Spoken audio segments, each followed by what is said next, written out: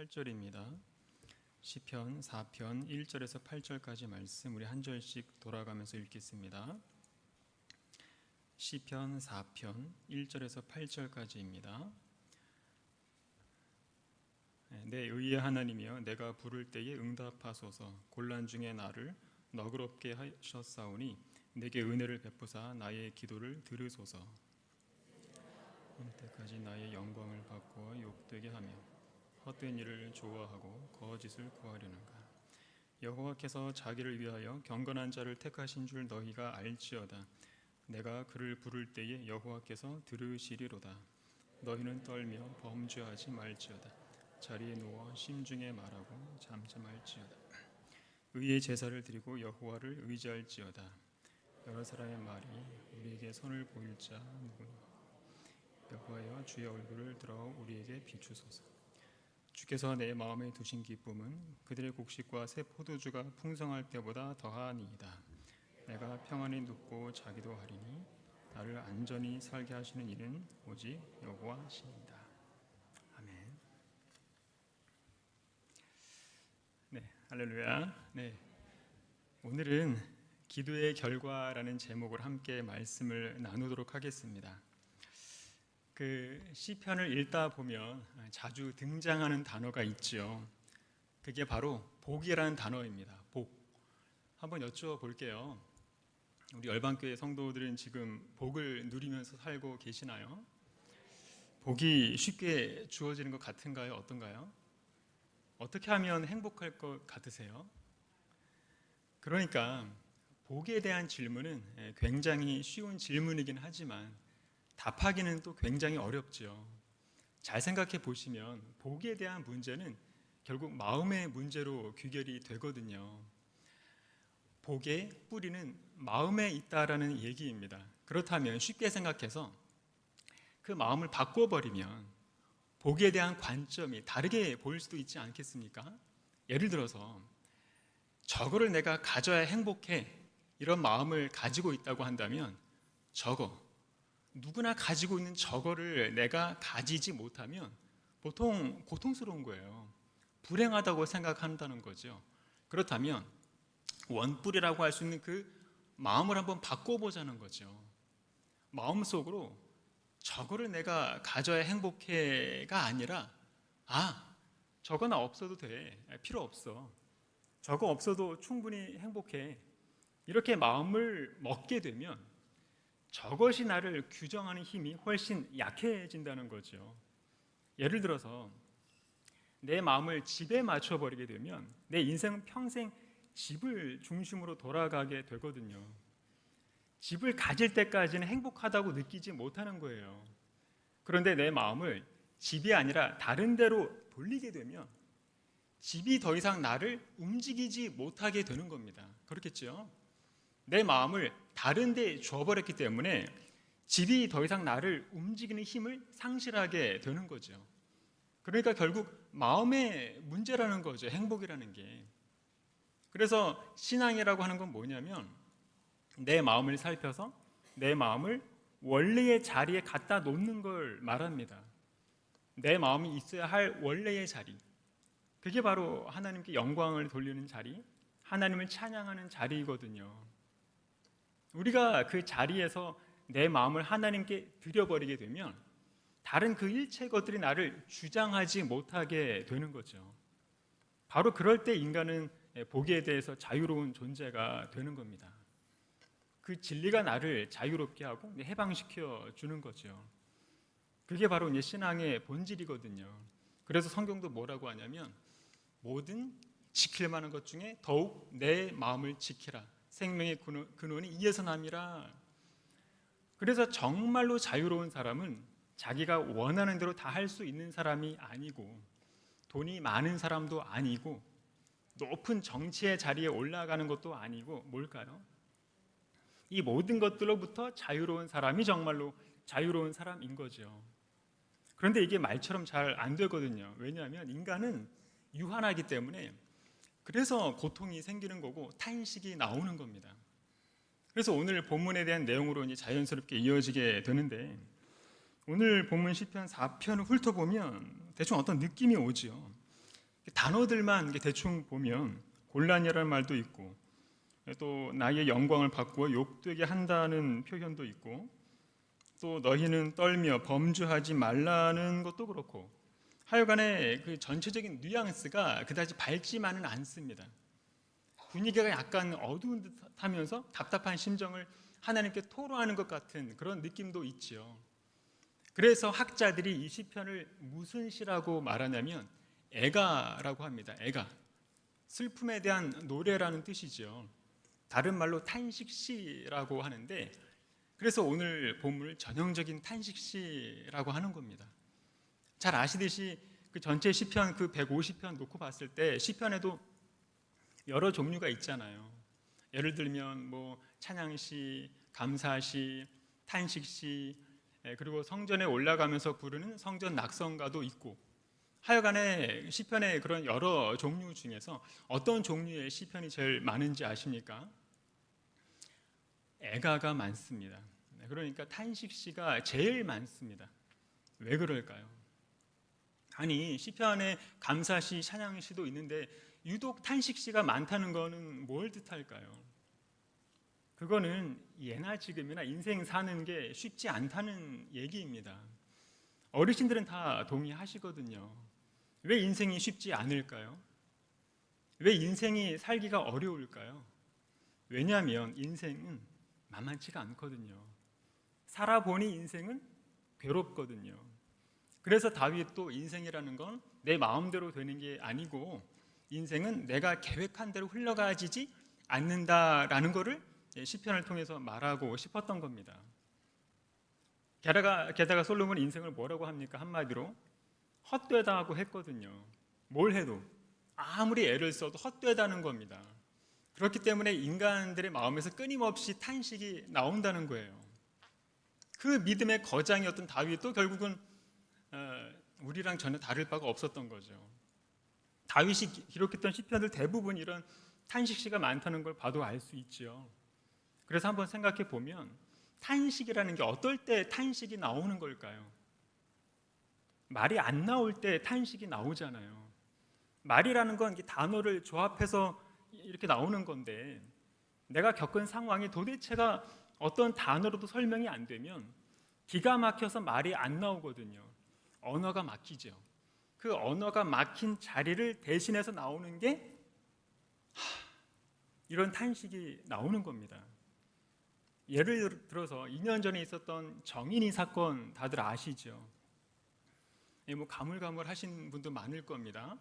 2년 사이에 뭐 하도 끔찍한 일들이 많이 벌어지는 바람에 정인이 사건이 이미 덮여져서 희미해져 버렸죠. 사진을 보시면 다들 기억하실 텐데 정인이는 입양된 지 1년도 안 돼서 양부모한테 맞아서 죽은 아이잖아요. 죽었을 때 실제 나이가 16개월. 그러니까 태어나서 1년 조금 넘게 살다가 죽은 아이거든요.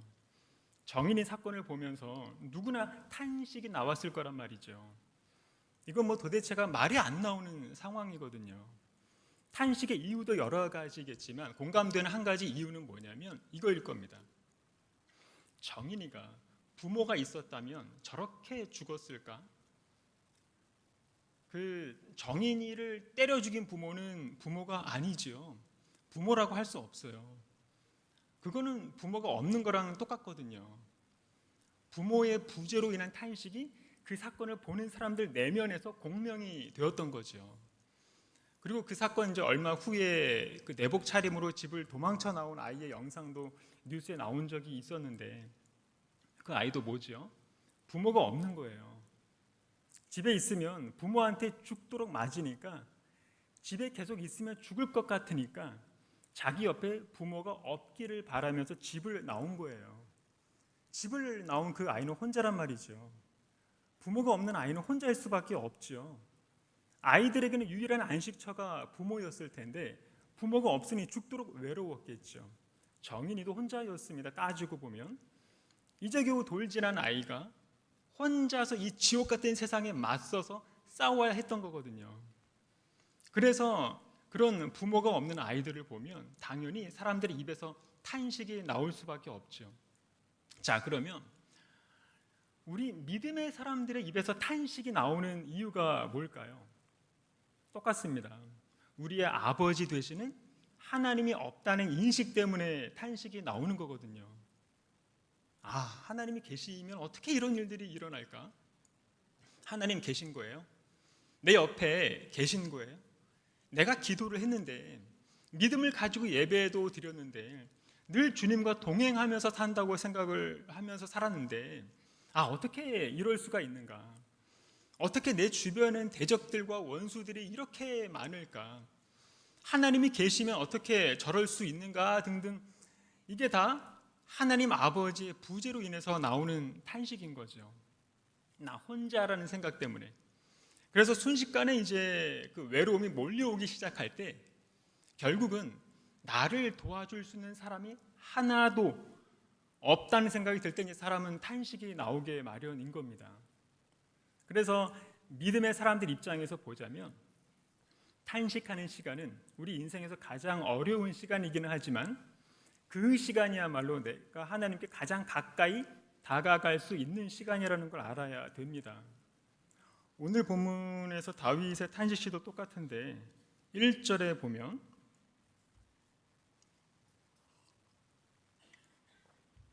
자, 내 의의 하나님이여 그랬는데 한번 물어보죠. 여러분, 하나님은 어떤 분으로 알고 있습니까? 내가 알고 있는 나의 하나님은 어떤 하나님인가?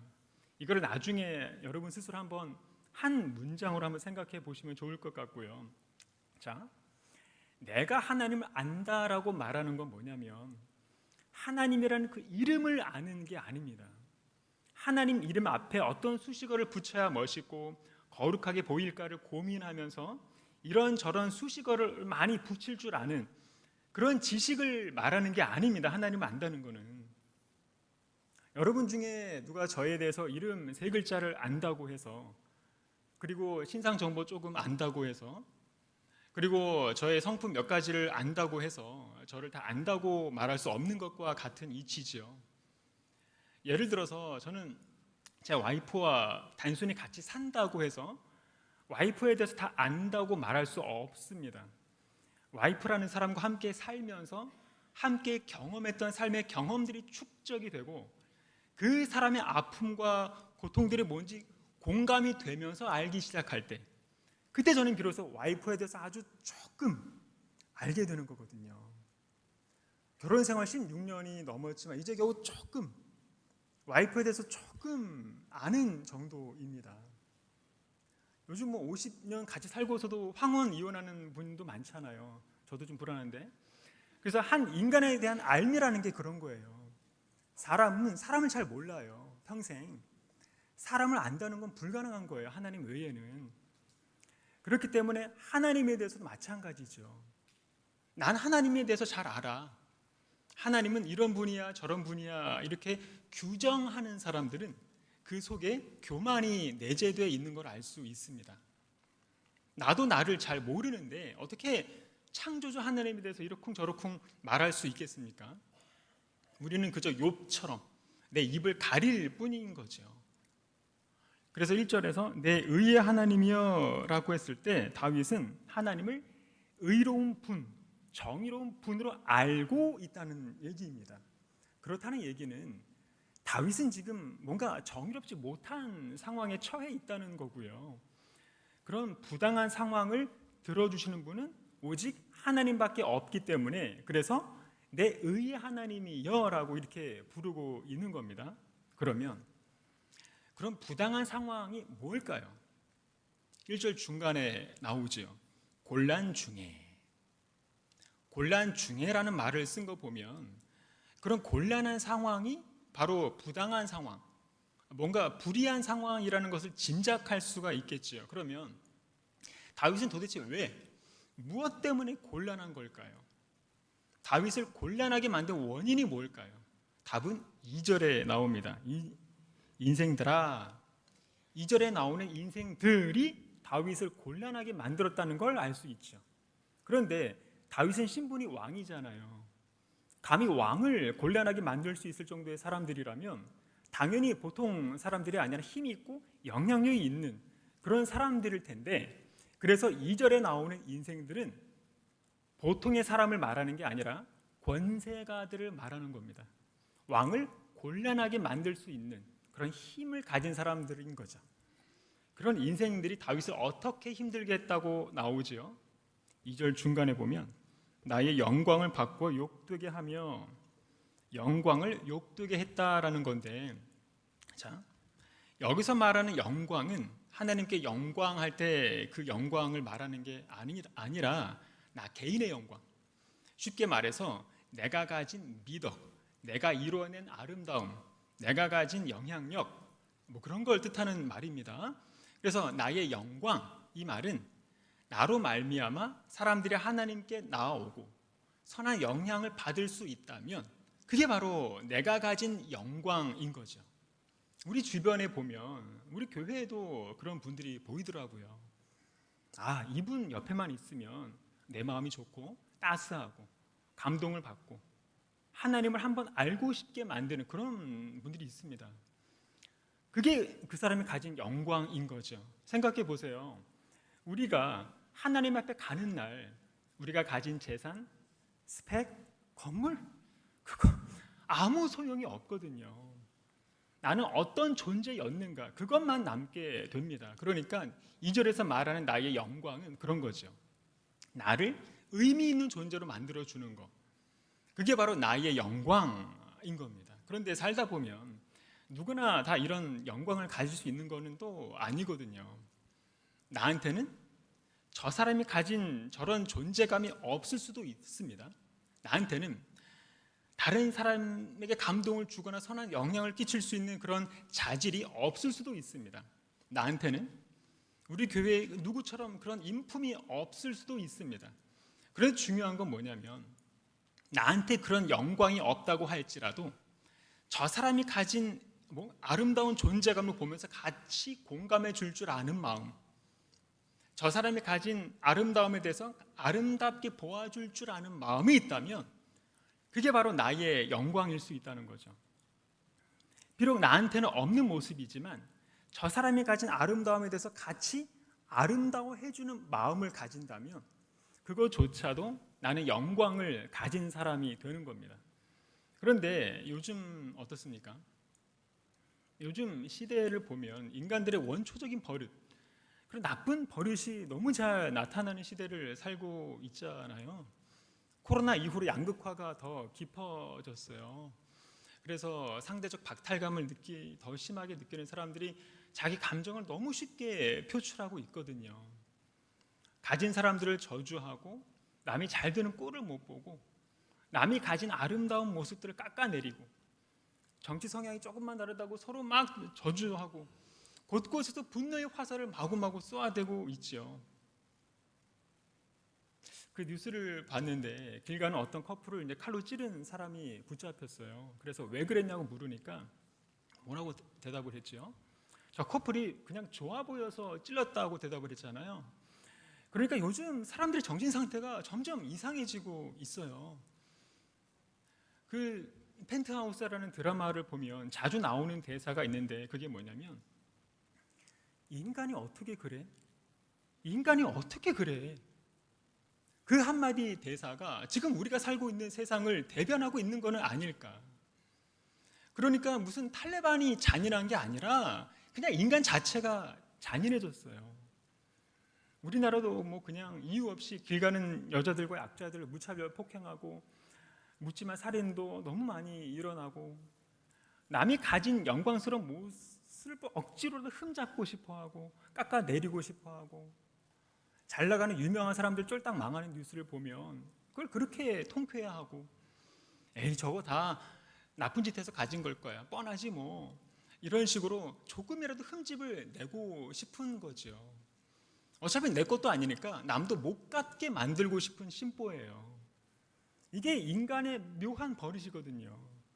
누군가를 진심으로 축하해주고 높여주는 걸 잘 못합니다. 인간은 누군가를 깎아내림을 통해서 자기 위안을 삼고 싶어 하거든요.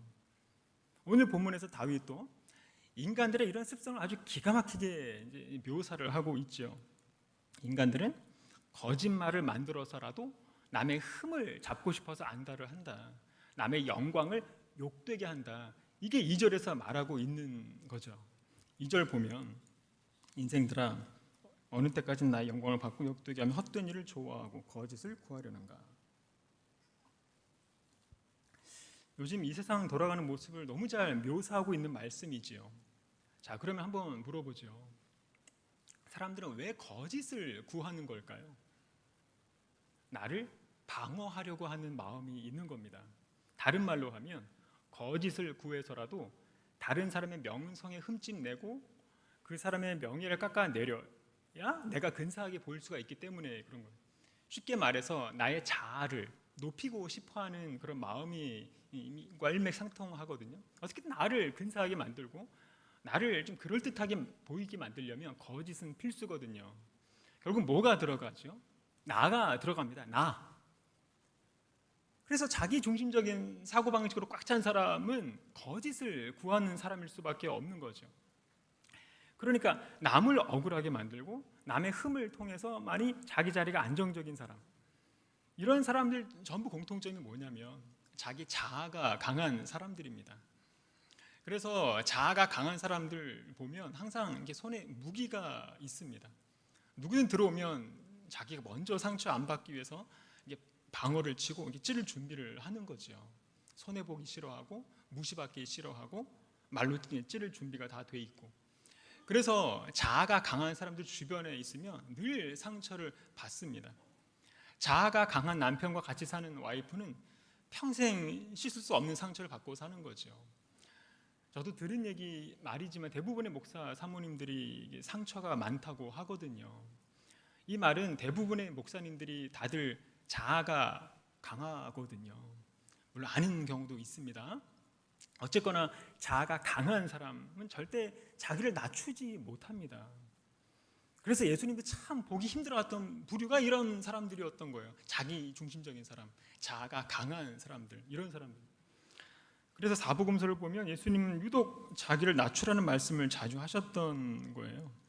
내가 너희에게 이르노니 이에 저 바리새인이 아니고 이 사람이 의롭다 하심을 받고 그의 집으로 내려갔느니라. 무릇 자기를 높이는 자는 낮아지고 자기를 낮추는 자는 높아지리라 하시니. 예수님은 왜 이런 말씀을 자주 하셨던 걸까요? 예수님 당신께서 낮아짐의 진짜 모범을 보여주셨기 때문에 그렇습니다. 그래서 제자들이 본받기를 원하셨던 거죠. 너희 안에 이 마음을 품으라 곧 그리스도 예수의 마음이니. 그 다음은 뭐 다 아시죠. 그래서 믿는 사람들은요 너무 자기 방어적인 사람이 되어서는 안 됩니다. 예수님처럼 그저 자기를 낮추고 자기를 비우는 사람이 되어야 하는 거죠. 그래서 우리가 진정한 믿음을 가지고 하나님의 세계에 깊이 들어가게 되면 나와는 다른 방식으로 살아가는 사람들을 볼 때 그런 사람들마저도 품어줄 수 있는 사람이 되는 겁니다. 그런데도 불구하고 오늘 본문 2절의 인생들은 왜 거짓을 좋아하고 헛된 짓을 멈추지 않는다고 나올까요? 답은 3절에 있습니다. 3절 말씀을 다 같이요. 시작. 여호와께서 자기를 위하여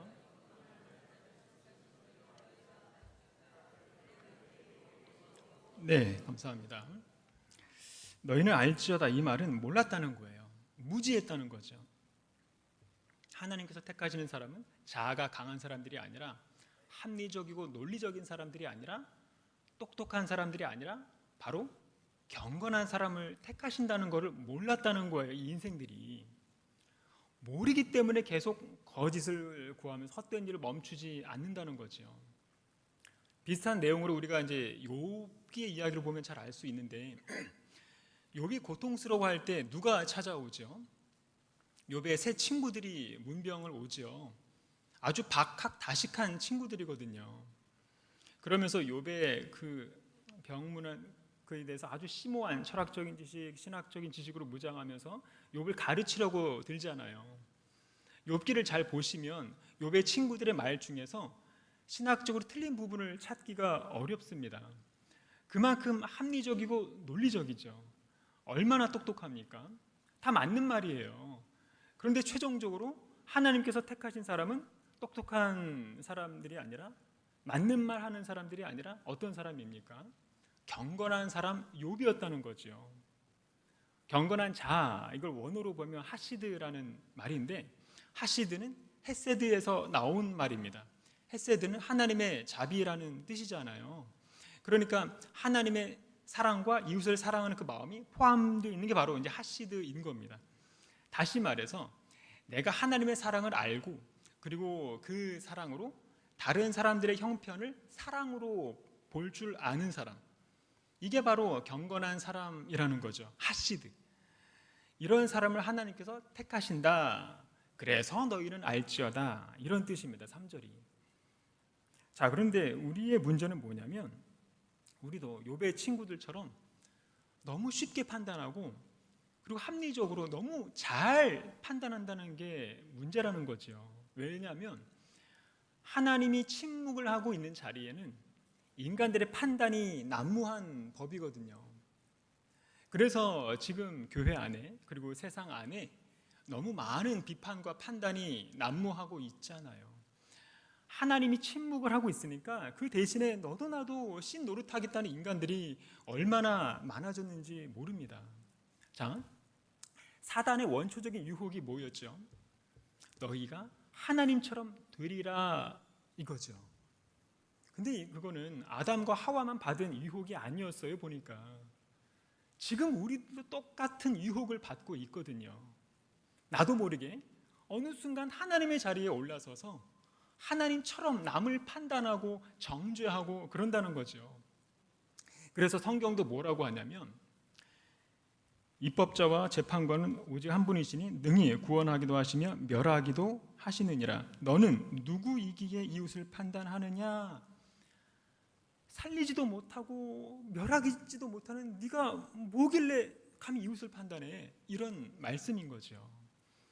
그 미세하게 작은 그 바이러스 하나도 못 죽여서 쩔쩔매는 인간 존재인 우리가 뭘 그렇게 내세울 게 많고 떳떳한 게 많겠습니까? 우리는 그저 철저히 겸손해야만 되는 거죠. 그래서 본문에서 다윗이 한 충고는 뭐냐면 바로 멈추라는 겁니다. 멈추라. 거짓을 멈추고 헛된 일 멈추고, 욥의 친구들처럼 똑똑한 말, 맞는 말 멈추고, 자랑질도 멈추고, 그저 하나님 앞에서 욥처럼 내 입을 가리고 경건하게 엎드려야 되는 거죠. 그래서 4절에 보면, 4절요, 다 같이 시작. 너희는 떨며 범죄하지 말죠. 네. 쉽게 말해서 뭘 알지도 못하면서 아는 척 말하지 말아라. 그게 죄 짓는 거다. 차라리 그냥 속으로만 잠잠하라, 이 얘기죠. 왜냐하면 사람 마음 속에 있는 이 속에 있는 악은 밖으로 표출이 됐을 때 그 악이 실체가 되거든요. 지금도 보세요. 욥의 친구들처럼 굉장히 똑똑한 사람들이 TV에 나와서 하는 그 말들을 보세요. 얼마나 똑똑한지 모릅니다. 스펙도 장난 아니고요. 논리적인 데다가 빅데이터를 근거로 이제 말을 하니까 그럴듯해서 누구나 믿을 수밖에 없거든요. 그런데 그렇게 떠드는 것도 어디까지입니까? 하나님이 나타나시기 전까지예요. 욥기도 보면 당장은 하나님이 안 보이니까 너도 나도 끼어들고 나중에는 엘리후까지 나와서 막 자기들끼리 막 무슨 말이든 다 떠들어대지 않습니까? 그런데 하나님이 나타나시니까 전부 입을 가리게 되는 거예요. 벙어리처럼. 욥기 40장 2절에서 5절 말씀 보면, 트집 잡는 자가 전능자와 다투겠느냐? 하나님을 탓하는 자는 대답할지니라. 욥이 여호와께 대답하여 이르되 보소서, 나는 비천하오니 무엇이라 주께 대답하리까? 손으로 내 입을 가릴 뿐이로소이다. 내가 한 번 말하였사온즉 다시는 더 대답하지 아니하겠나이다. 그렇죠. 알고 보면 인간들처럼 무지한 존재들이 또 없어요. 인생들이 뭐 굉장히 똑똑한 척, 잘난 척 하면서 말도 잘하고 뭐 과학, 철학, 뭐 이성 다 들이밀어도 실상은 아무것도 모른다는 거예요. 하나님 앞에서는. 그러면서 뭘 하라는 거죠? 4절에 너희는 떨며 범죄하지 말지어다. 그러니까 너희 뭐 다 필요 없고 그냥 죄만 좀 짓지 마, 이런 뜻이에요. 솔직히 이 세상에 있는 죄라는 죄는 전부 똑똑하고 잘난 사람들이 지어왔잖아요. 지금도 그렇고요. 뉴스 보면. 그러면서 5절에서 뭘 하라는 거죠? 의의 제사를 드리라는 거예요. 이 말은 의로움의 열매를 맺어라 이 말입니다. 의로움의 열매를 맺으려면 우선적으로 마음의 변화가 있어야 되기 때문에 5절은 하나님 앞에서의 회개를 말하는 겁니다. 회개. 결국 하나님께서 사람을 택하시는 이유는 한 가지밖에 없죠. 자기 지혜, 자기 유능함, 자기 의로움이 아니라 하나님 앞에서의 낮은 마음, 회개하는 마음으로 의의 예배를 드리는 경건한 사람을 택하신다는 겁니다. 믿습니까? 그리고 이제 본문 7절을 보면 주께서 내 마음에 두신 기쁨은 그랬는데 이 말은 기쁨을 회복했다는 거고요. 8절에는 평안히 잘 잔다고 나옵니다. 자, 처음에 1절에서 다윗이 어떻게 시작을 했죠? 곤란한 상황 중에서 기도를 시작을 하지요. 그런데 마지막은 어떻게 끝납니까? 기쁨과 평안으로 끝납니다. 어떻게 이게 가능할까요? 결국 인생들은 무지했지만 다윗은 무지하지 않았다는 겁니다. 알았다는 얘기죠. 뭘 알았을까요, 다윗은? 3절에서 고백한 것처럼 자기는 경건했기 때문에 하나님께 선택받은 사실을 알았던 거예요. 나 자신이 사랑하는 분으로부터 선택받았다는 사실을 아는 것보다 더 큰 기쁨은 없거든요. 아, 하나님, 그분이 나를 택하셨다. 이 사실을 알면 사람은 밥을 안 먹어도 배가 부르죠. 그런데 재산이 아무리 많아도 아무리 많이 배워도 그분이 나를 선택하지 않는다면 사람은 공허해지게 돼 있습니다. 그렇겠죠. 사람이 죽고 사는 것은 재물에 있지 않거든요. 인간의 비어있는 마음을 채울 수 있는 분은 그분밖에 없거든요. 인간이 사는 길은 하나님밖에 없다는 겁니다. 그래서 8절에 이렇게 얘기하죠. 나를 안전히 살게 하시는 이유는 오직 여호와이시다. 말씀을 맺겠습니다. 지금 우리의 외적인 상황이에요.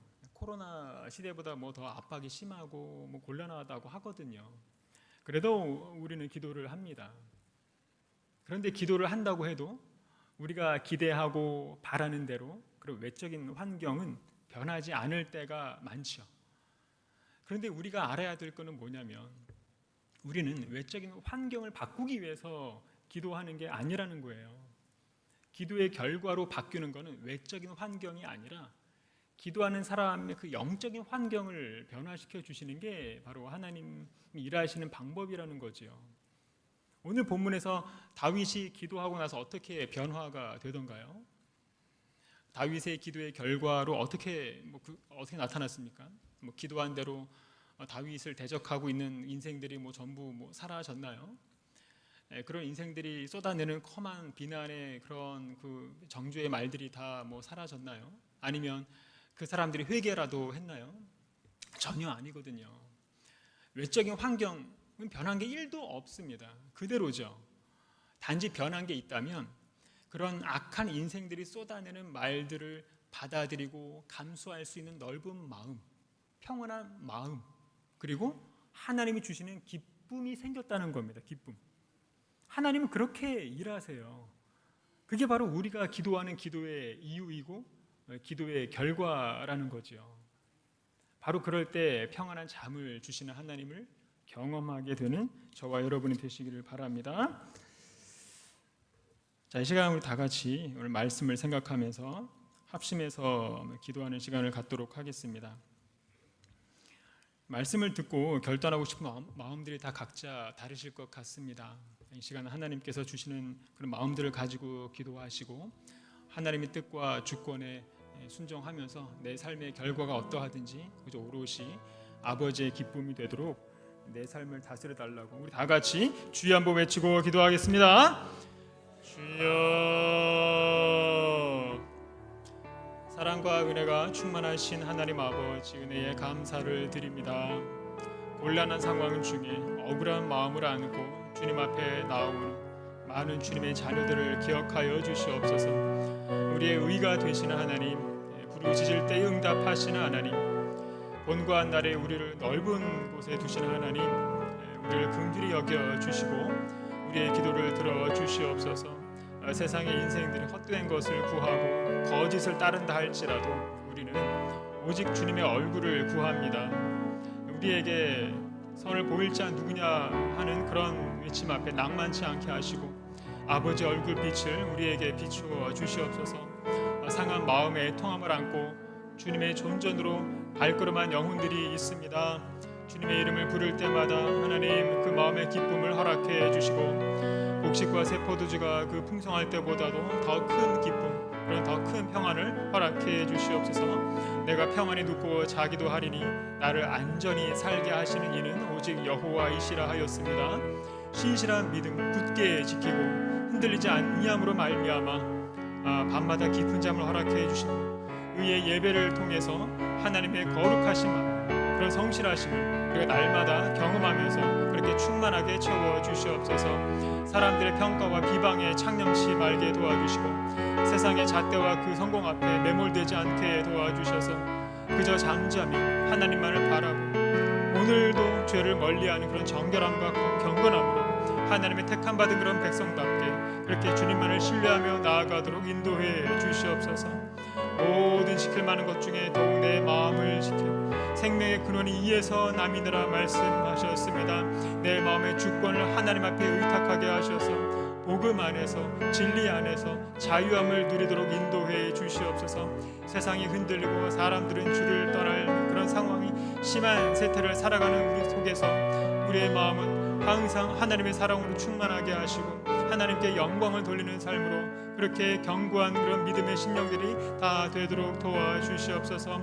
하나님의 구제를 경험하는 그런 사람들의 탄식의 외침 속에서도 하나님의 은혜를 발견할 수 있도록 도와주시고 하나님의 도움의 손길을 경험하도록 인도해 주시옵소서. 그리하여서 오직 예수 그리스도의 겸손한 마음으로 그런 마음으로 세상의 아픔을 나의 아픔으로 여길 수 있도록 말미암아 아버지의 뜻이 이 땅에서도 이루어지는 그런 복된 은총의 역사가 경건한 백성들의 간구를 통해서 하나님 아버지 실현되면 우리가 목도하게 도와주시옵소서. 비난과 판단이 난무하는 그런 현실을 살아갈지라도 하나님 우리는 아버지의 그 사랑으로 반사할 줄 알게 도와주시고 하나님처럼 되리라는 그런 사단의 미혹 앞에 우리는 당당히 십자가의 자리를 사모하는 자원하는 영혼들이 되게 수 있도록 도와주시옵소서. 하나님 안다는 교만이 사라지게 하시고 그저 오늘 하루도 의의 열매를 맺어 나가는 삶으로 회개의 열매를 맺게 도와주셔서 우리의 기도의 결과로 말미암아 어떠한 삶의 모습 앞에서도 예수 그리스도 그 예수님의 마음으로 품을 수 있는 그런 넓은 영혼의 마음으로 변화되게 도와주시옵소서. 감사드립니다. 주님 홀로 영광 받아 주시옵소서. 사랑과 은혜가 충만하신 하나님 아버지, 오늘 하나님의 말씀을 통해서 내 마음을 바꾸어 주시는 하나님의 음성을 듣기를 원합니다. 기도의 과정을 통해서 내 삶을 바꾸고 내 환경을 바꾸어 보려는 그런 자세를 내려놓게 하시고 하나님의 간섭하심과 이끄심에 겸손히 순종할 수 있는 마음이 되게 도와주시옵소서. 우리의 지식과 지혜로는 도저히 이해가 안 되는 그런 곤란한 상황, 부조리한 상황, 그런 불의한 상황에 처해 있다 할지라도 하나님의 주권을 먼저 인정하면서 하나님께 영광을 돌리는 삶을 지켜나가게 도와주시고 내 입술에서 탄식이 나오는 그런 상황을 목도할 때마다 내 입술로 범죄하지 않게 하시고 오직 하나님의 존전에 나와서 기도함으로 엎드리는 그런 겸손한 신앙인들이 되게 도와주시옵소서. 하나님을 안다고 말하는 그런 교만이 사라지게 하시고 다른 이의 아름다운 존재감과 그런 영향력을 보면서 같이 공감해 줄 줄 아는 그런 마음도 주시고 내 안에서 그런 불쑥불쑥 나오려고 하는 그런 원초적인 그런 죄성을 다스려 주시고 내 자아를 내려놓게 하셔서 예수님의 그 낮아지심을 본받게 해 주시옵소서. 감사드리며 거룩하신 예수님의 이름으로 기도드립니다. 아멘.